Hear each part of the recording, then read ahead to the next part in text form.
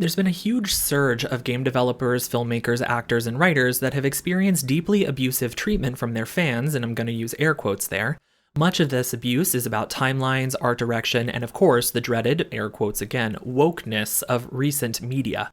In fandom, there is a type of dichotomy that exists between transformative fandom and curative fandom. It's time to update that dyad because after the past few years, I think we've finally reached a new sector of fandom, Prerogative fandom. Let's break that down.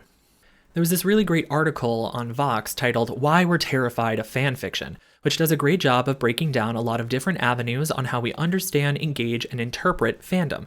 I've linked the article in the description, and you can click the handy-dandy link in the top right as well. Its focus is on transformative fandom. Transformative fandom was first defined by Lord Byronic on Reddit. A link to that post is also available in the description below. Lord Byronic created the dichotomy of fanworks. Transformative fandom is on one end and curative fandom is on the other. Now, transformative fandom concerns itself with fanfiction, fan art, FMVs, things that take pieces of a certain TV show, book, movie, etc. and transforms them into something new.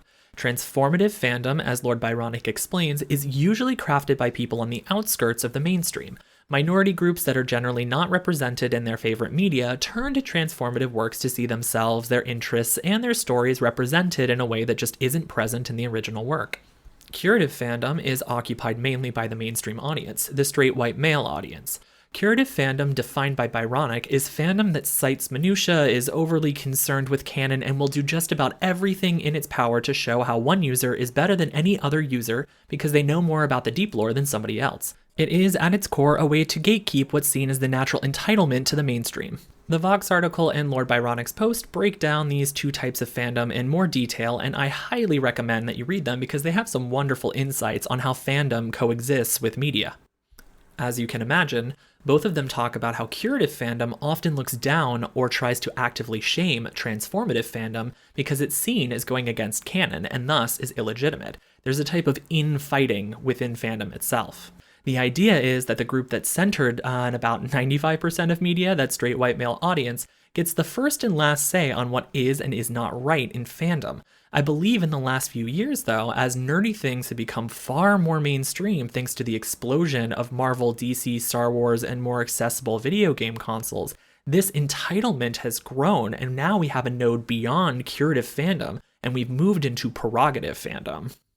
I define prerogative fandom as fandom that no longer believes it's just entitled to, but has a right of ownership to media based on class, race, gender, sexuality, and a whole list of other things to determine the direction of media before it is released or demanding that that media is changed right after release if it no longer seems to uphold the mainstream. Prerogative fandom is not just abusive to folks within the fandom itself, but it is also abusive to the people that make the media that the fandom centers. It's a form of supremacy. If something takes too long, changes its art style too drastically, features even a single character that isn't white, straight, or a dude, then the people creating the content are held responsible for this perceived breakdown of the prerogative fandom's total ownership of the media in question. Escape from Monkey Island, God of War, Marvel TV series and movies, and Obi-Wan Kenobi have seen extensive backlash from fans before or just after release, with increased death threats to the creators or targeted attacks on actors of color, women, queer people, or any combo thereof featured. I believe that it's the high esteem that many prerogative fandom circles have for these pieces of media that increases this need of control. And speaking of control, this is just another step in controlling narratives, literally before they can even come out or make an impact. And while this is a vocal minority, they speak heavily for the most represented population in our culture, straight white dudes. So what happens now? It's up to all of us to disavow this behavior, full stop. It's abhorrent and it feeds deeper into the white supremacy that's grasped this world, well, forever. But the people that need to fight back the most are the people that are silent but still represented by the folks in prerogative fandom. If you are someone who sees even a little part of yourself in prerogative fandom, step up, speak out, and fight back for the people making the media that you love and the people that are just trying to enjoy it with you. It's not easy, but the more we deplatform these bastards, the better off we are. Because there is joy in creating, sharing, and engaging with media. Stop trying to take that joy away from other people.